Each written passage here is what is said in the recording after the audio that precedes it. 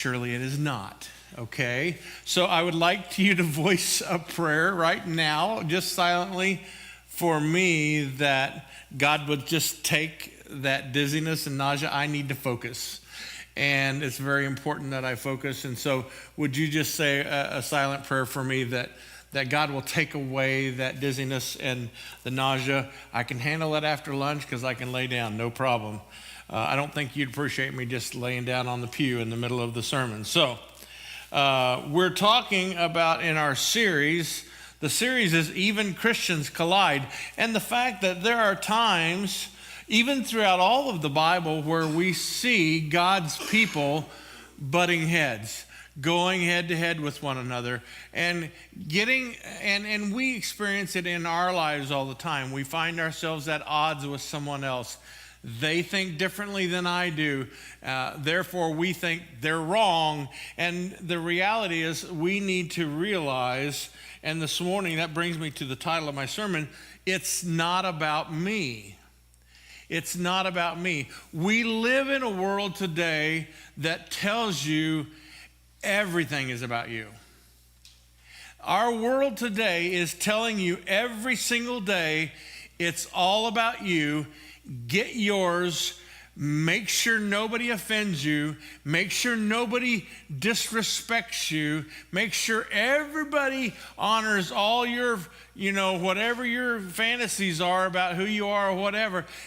Our world is about making sure that it's all about you. And that's so contrary to what God says. And the reality, and for us as believers, we've got to come to this understanding, it is not about me. As long as we have that mentality, it's all about me, we're never going to fully fall in line with how God wants us to live. Because God says, treat others as more important than yourselves. Well, that's right against it. It's all about me. That means it's all about somebody else. Exactly. And so this is a hard lesson to learn, because from the time we're children, we're trained, it's all about you. If somebody, and I go back and forth, I see the kids that go to school and get bullied, and the dad gets called in and said, hey, your son got in a fight today. Well, did he start it or did he finish it? And it's like, well, but everything is in our society. It's if you get offended, you have every right to be mean or hateful to someone else or do something harmful to them. And that's how our society goes. And you can see it all day long. All you have to do is watch a few videos on Facebook, and you'll see people living that out. They don't like what you're doing. And so, you've seen the videos probably where the people are out, preaching on street corners, and people that don't like it just come up and knock their cameras over or knock their displays over, because the whole world thinks it's all about me. Jesus really wants to go counterintuitive to that, and he wants you to realize, counterintuitive, not counterintuitive, counterintuitive to that, it's not about everyone, it's about everyone else. And so for us as the believers, so I want us to come to this story in 1 Samuel 24, and I want us to see an example, a biblical example of King David. And he demonstrates this well, that it's not about him. It's not about him. And so we're going to come to that story here in just a minute. We'll get to the text in a few minutes. But a lady by the name of Anne Lamott said this: you can safely assume you've created God in your own image when it turns out that God hates all the same people you do. If you have figured out in your mind that if you hate him, God must hate him, everything's backwards, because you've created God in your image instead of God creating you in his image, because his image is that I love everyone and that everyone is more important than self. To be human is to have enemies. We either know people we have a hard time loving, or we know people who have a hard time loving us. Every one of us In my own family, there's a couple that it's hard for me to keep loving them. I think you know what I'm talking about. And if you have someone in your family, you understand that. And if you don't have anyone else in your family, you might be the one. I don't know. But there are always going to be people that are hard for us to love. That's just part of life. Jesus assumed we would have enemies when he said, love your enemies and pray for those who persecute you. He wouldn't say that if he didn't think that we were going to have those. He knew that there's going to be people that are going to be in opposition to us. And so he said, love your enemies, pray for those who persecute you. The question is not whether or not we have enemies. The issue is whether or not we will love and pursue them at great cost to ourselves. I want us this morning to come to the story in 1 Samuel 24, and I want us to see how King David responded to Saul, even though he desired to take David's life. We find ourselves in a collision of worldviews between these two men. We talked about even Christians collide, godly people collide. We have a collision between David and Saul that takes place. Now you have to keep in mind, David had already been anointed king at this point. He was taken aside and anointed and said, you are the next king of Israel. But Saul hadn't given up the throne yet.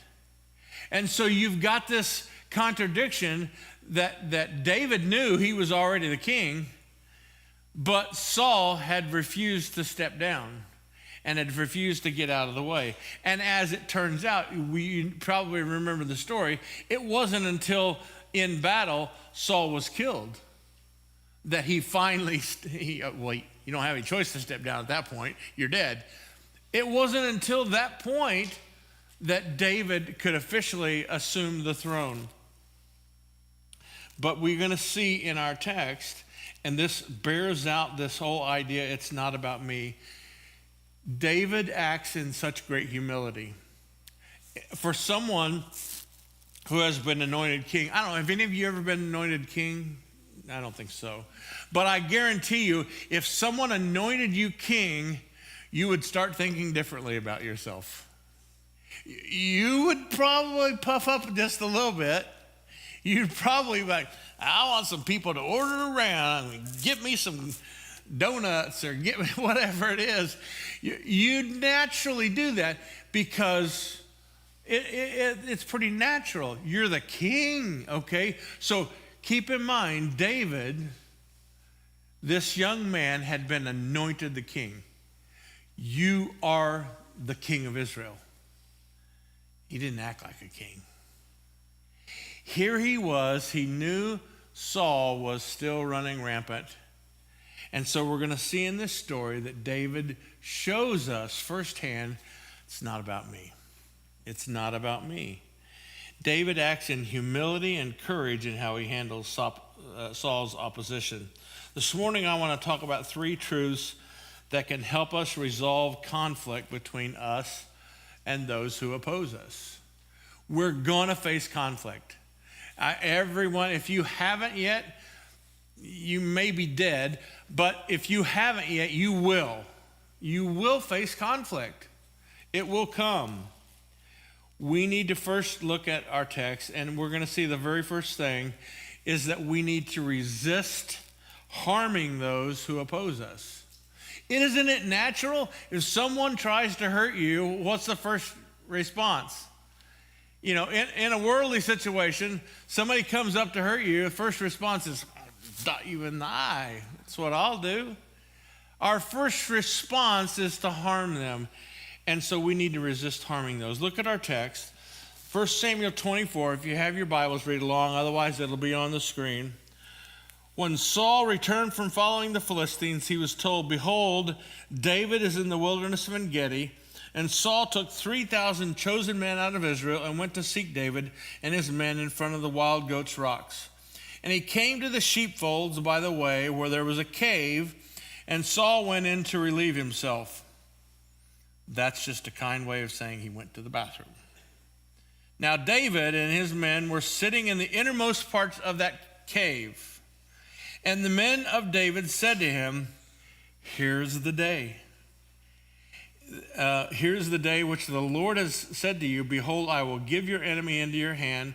You shall do to him as it shall seem good to you. And to be honest, was there a better time? You're pretty indisposed when you're relieving yourself. And here's Saul in this cave, and he's taking care of his business. And David's men is like, this is it. He's not even going to fight back. He can't hold his sword. He's busy. David arose, and he stealthily cut off a corner of Saul's robe. And afterward, David's heart struck him because he had cut off the corner of Saul's robe. He didn't harm Saul, but he even felt guilty about cutting off the corner of Saul's robe. I want you to see the heart of David in this. And he said to his men, the Lord forbid that I should do this thing to my Lord, the Lord's anointed, to put my hand out against him, seeing he is the Lord's anointed. Verse 7, so David persuaded his men with these words and did not permit them to attack Saul. And Saul rose up and left the cave and went on his way. David's men said, this is it. This is the time. Go for it. Now's the time. And David had every right to harm Saul, didn't he? You remember what was going on, right? Saul was roaming the countryside with his army trying to kill David. He was trying to chase David down because do you remember the story? As David started to grow in prominence, he would come in as a leader in Saul's army. He would come back to town and the people would sing their songs of, well, Saul's has killed his thousands, but David's killed 10,000. And that started to weigh on Saul. And Saul finally got really irritated and cast David out of his kingdom. And so then began this pursuit, trying to chase him down, hunt him down like a dog to kill him. His sole intention was to kill him. You remember when he was in the throne room and David was playing and he got irate. He threw the spear at David, trying to kill him then. So here was David with every right to take back what was his. Every right. And he almost gives in, but he sneaks up to Saul, and instead of doing harm, he simply cuts off the corner of his garment. And in doing that, this was going to be his proof to Saul that he was loyal, that he loved him beyond his desire to get what was coming to him. He loved Saul so much that he refused to take his life. This is important for us as we deal with conflict. Sometimes we just don't stop until we feel like we've gotten our full, I got to get everything, now, okay, they're destroyed, I feel better. And David wasn't that way. We so quickly see the hurt others cause us and the pain, and we forget all of the good things about them. Have you ever had an enemy and all you could think of was everything they've done wrong to you? What about the good in them? Because every single person has good in them. If you say, well, I don't think so, no. Even if you back it up far enough, you say, well, God made them, didn't he? God created them. God died for them. There must be something good in them. David was quick to recognize Saul was still God's man. And we as a people need to start realizing, I don't care how bad I disagree with someone, there's good in them. And the way that you resist harming those who oppose you is you remember the good. Don't focus on all the evil things that they've done. Remember the good and focus on that. We also must be aware that others may urge us to listen to our natural instincts to fight back. Everybody will tell you that, right? Oh, my neighbor threw limbs over my yard. Oh, here's what you do. Well, and they'll give you all these ideas of how you can get them back. And our society is that way. And it's so easy for us, even as Christians, to get in that mode. Well, I'll get them. I'll show them. You don't treat me that way. I'll show you. I'll embarrass you in front of everybody. Well, what good have you done? The idea is that we need to look for the good, because that's what God would do. He would look at the good. And so it would be easy to write somebody off when perhaps maybe God has a bigger purpose in their life. Maybe by looking for the good in that person, what if you were the one who finally made a difference in their life? What if you were the one that took that nasty old person that nobody liked? What if you loved them and all of a sudden they saw the love of Jesus through you? That's the difference between responding evil for evil as opposed to responding good. We need to resist those who oppose us. Opposition will happen. You can guarantee it. How you approach it is the signifier to whether or not you're following in line with Jesus or not. If you handle it well, then I think Jesus would say, I'm proud of you, son, proud of you, daughter. I think in regard to application to this point, I think we need to ask ourselves, in what ways am I only seeing the hurt? And am I only seeing the hurt? Am I only seeing what they're causing to me? What about in them? Have you ever heard the phrase, hurt people hurt people? A lot of you heard that. It's only hurt people that hurt other people. So if they're hurting you, instead of saying, I'll get you back, what if you ask the question, I wonder who hurt them? I wonder what was done to them. I wonder, did they have an abusive parent? I wonder, was there someone in their life that was just angry with them all the time? Instead of just trying to get your own, start turning that around with love, and love asks those kinds of questions. I wonder what happened to them. And maybe ask them, hey, listen, I know we haven't always got along, but I noticed that you seem to be kind of bitter. Is life okay? Has something happened with you? And you don't know what that question might do to completely upend their life. And give them the opportunity, and they may say, you're the first person that ever asked me that.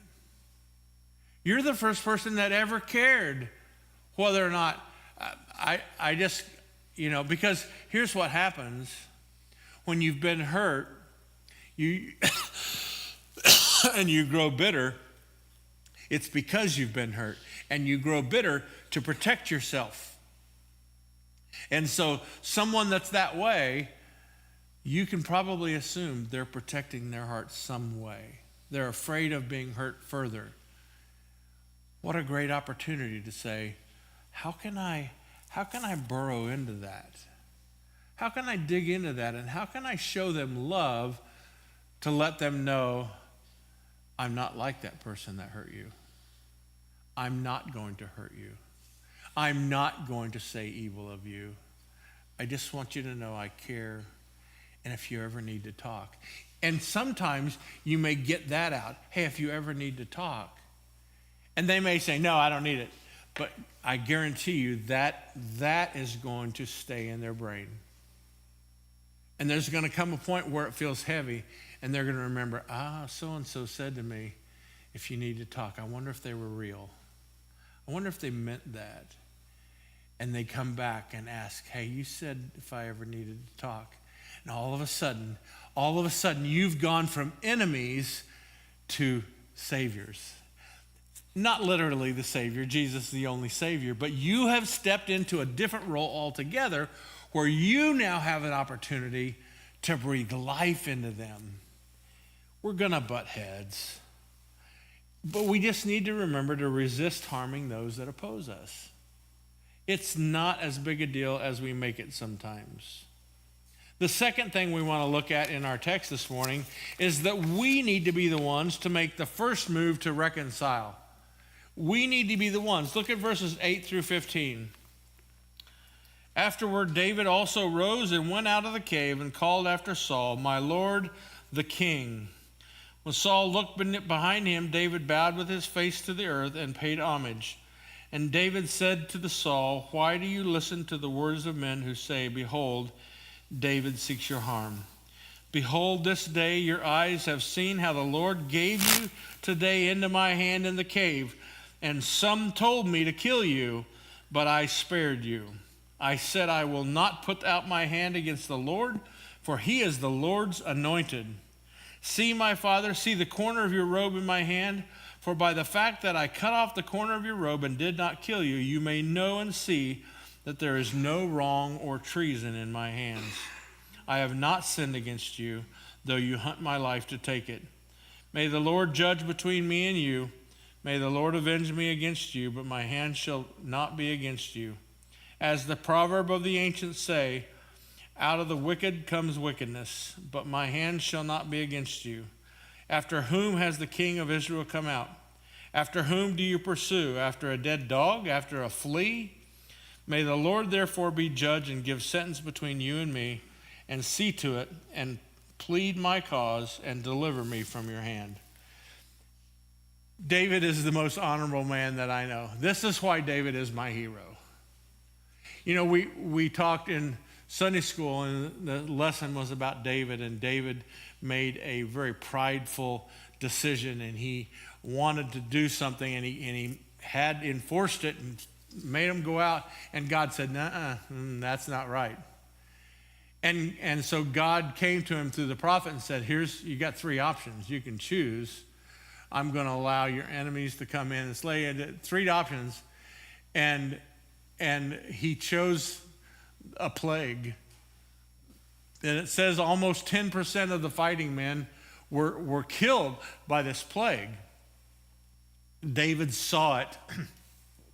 And he went from being this prideful ruler who said, "Give me a number. I want to know how many men I got," to, "Oh Lord, this was all me. Please stop this. This is not on them. This is on me." What a difference. That shows the reason that God called him a man after his own heart. He very quickly recognized his sin. But David here made the first. David could have just left this alone, walked away, never done anything about it. But David sought reconciliation. He wanted to be reconciled. He loved Saul. Even though Saul had broken God's commands, even though Saul had gone off the rails, he sought a witch, all sorts of things. God had even said and had pronounced, "I'm going to remove him from the kingdom." David still loved he called him father in the text. He loved him like a father.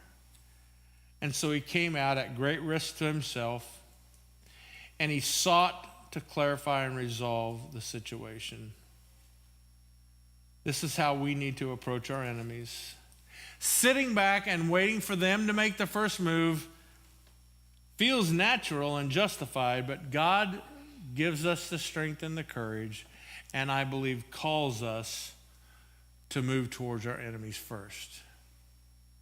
I think resolution is what he's called us to. As a matter of fact, in the New Testament, in Paul's writings, he said we've been given the gift of reconciliation. Reconciliation is making right between two parties. And God calls us to that. David is helpful here for two reasons. First, he confronts Saul's paranoia. He says, "Why are you listening to all the guys that say I'm out to kill you? Listen, that's not true." And here's how I can prove to you it's not true. I was just in there. I could have stabbed you while you were doing your business, but look, I didn't. And I've got the corner of your cloak to prove I was standing next to you with a sword, but I chose not. Will you stop believing the guys that are paranoid and tell you I'm trying to kill you? I'm not trying to kill you. I have no desire for you to die. And we see this really borne out when Saul does die in battle. It was devastating to David.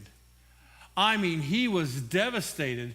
And at the same day, Jonathan, his best friend, was killed in battle as well, Saul's son. It devastated David when that happened. So you know he's being honest. He says, don't listen to those things. And then David clarifies his intentions. He says, I mean you no harm. My hand shall not be against you.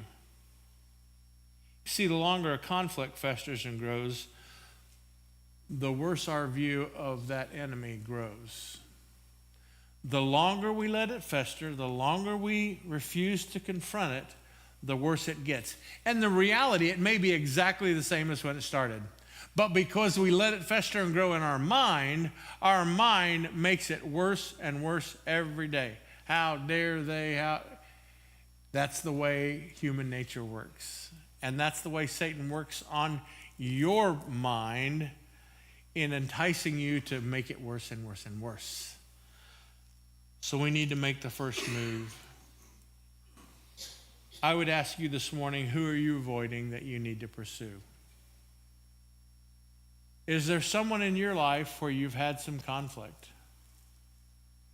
Maybe you need to decide today to pursue them. Don't wait for them.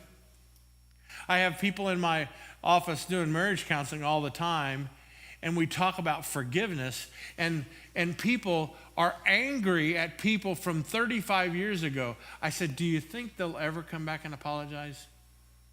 No. We think if we just leave it, they'll start feeling bad and they'll have to want to come to us and apologize and make it right. It's not true. So we, as the believers, need to decide, I'll make it right. I'll make it right. And in the area of forgiveness, it's just a decision. Okay, I'm going to suffer whatever pain and consequence it costs to forgive. I'm going to go ahead and forgive. But if there's someone in your life that you're in conflict with, you need to go to them. You need to not put it off. Clarify the situation and gently confront whatever has happened that turned into a misconception. Make it right with people. You'd be surprised how freeing that will be for you. Not for them. If you have it in your mind, I'm going to go talk to them because I want to let them off the hook. Guess what? They're over there like, I'm not upset. But when you let them off the hook, when you go to them and you resolve this conflict, all of a sudden you sleep better at night. All of a sudden you can concentrate when you're around them. You don't find yourself in your mind flying off to fits of fancy of what you'd like to do to them, or I hope they trip on the way out today, or whatever it is. You are the one that gets freed when you step into this reconciliation. So we need to make the first step to reconcile. And then thirdly, this morning we see in our text that we need to agree to do good to one another. Verses 16 through 22, follow along. As soon as David had finished speaking these words to Saul, Saul said, "Is this your voice, my son David?" Saul lifted up his voice and wept. He was genuinely touched by this. And he said to David, "You are more righteous than I, for you have repaid me good, whereas I have repaid you evil. You have declared this day how you have dealt with me, in that you did not kill me when the Lord put me into your hands. For if a man finds his enemy, will he let him go away safe? So may the Lord reward you with good for what you have done to me this day. And now, behold, I know that you shall surely be king, and that the kingdom of Israel shall be established in your hand. Swear to me, therefore, by the Lord, that you will not cut off my offspring after me, and that you will not destroy my name out of my father's house." And David swore this to Saul. Then Saul went home, but David and his men went up to the stronghold. David and Saul reached an agreement. Now, we know, if we remember the history of the story, Saul's promise was only temporary. Saul was dealing with insanity of some sort. And so, in the moment, though, he was genuinely sorrowful. And he felt bad. And he said to him, let's agree to do no harm. Let's agree to do no harm. David, however, would keep his word to Saul. And you remember the story. After Saul and Jonathan were killed in battle, David searched the countryside and said, "I want to know every relative of Saul that is still alive, and I want them at my table. I want to care for them." And he honored what he said.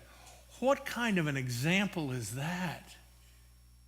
That we say, "I don't care whether you do me right or not. I choose to do you right. I agree that I will do good."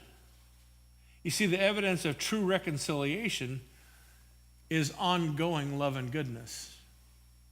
If you go to someone and say, "Listen, I want to get this, we've had this beef and I want to get it out of the way," but then you still are angry and gossip about them the next week, you haven't really resolved it. You've just kind of pushed it off a little bit. But continuing love and goodness toward that person shows that you have really reconciled. Conflict always gives us a chance to get closer to one another. I'm always leery when I've been leery of churches like, "We don't have any conflict." I'm like, "Nah, I don't want to go there." Because conflict is healthy. Conflict is really healthy, because I've had conflict with my wife. But do you know what happened because of that? Our relationship has grown strong because she made sure I knew where I went wrong. And I made sure, I'm like, I won't do that anymore. You know what I'm saying? Conflict is healthy. I'm always leery of a husband and wife who say, "Oh, we never fight." I'm like, "Yeah, I'm not sure you're married," because every good marriage has conflict. Conflict is healthy. Conflict brings out the core of who we are. Sometimes it's bad, sometimes it's good, but it always allows us the opportunity to go through this process of reconciliation.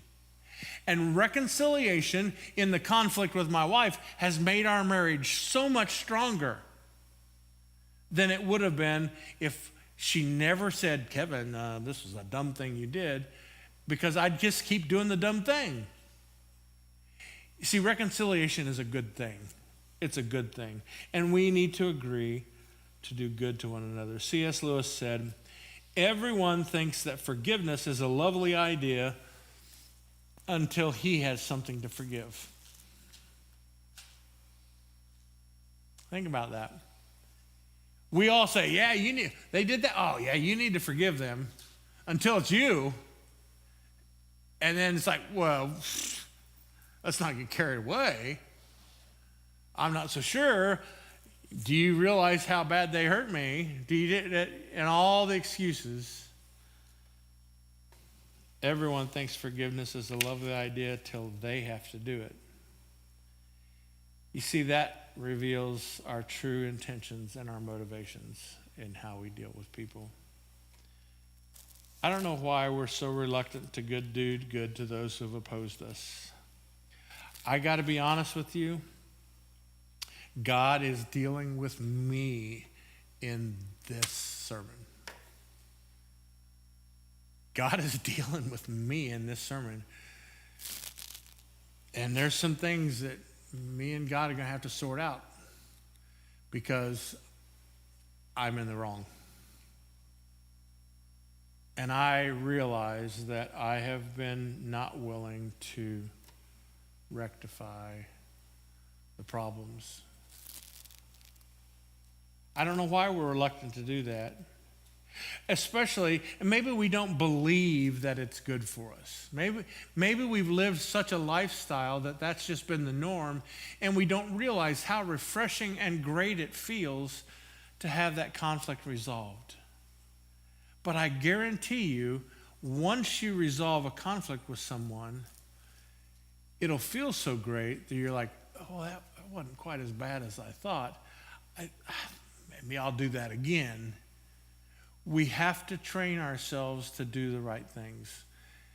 Satan is with us every single day of every day, and he's always trying to get us to do the wrong idea, the wrong thing. He's constantly telling you, forget going to make things right. Do you know what she did? Do you know what he did? Do you know? Da, da, da. He's constantly in our ear, and he can talk more than a woman on 3 Starbucks coffees, you know. He is constantly going, and he wants us to be convinced. Don't you dare reconcile. Don't give him the right. But God says we need to reconcile. I guess the question for you and I today is, are we committed to the good of people? Are we committed to the good of people? Even those that have hurt us. It brings us full circle to the idea that it's not about me. It's not about me. David is such a great example of what this looks like in real time. He resisted harming Saul. He moved first, and he sought the good of his enemy. We have a lot to learn from him. Unfortunately, we know there were times in David's life where he thought it was about him. Talked about one of those earlier. He thought it was all about him being the king. I'll do what but he quickly learned and repented about that. However, there is a greater David. Jesus Christ is the true king, who at infinite cost to himself pursued you. He came after you by dying and rising in your place. God's Son became God's enemy on the cross to make us God's enemies. To make us God's enemies into God's sons and daughters. To make us into sons and daughters. Romans 5:8 says, God shows his love for us that while we were still sinners, Christ died for us. We were enemies with God, but he resisted harming us. He moved first. He moved first. And he is now committed to our good in all things. I would encourage you to let this truth resonate in your heart. Let it take root. And then we will begin to move toward one another with humility and patience, and we will truly understand it's not about me. It's not about me. We're going to sing our invitation song, and it's I Surrender All today. And I want to invite you to surrender this up to God, because holding beef against others, we need to surrender that.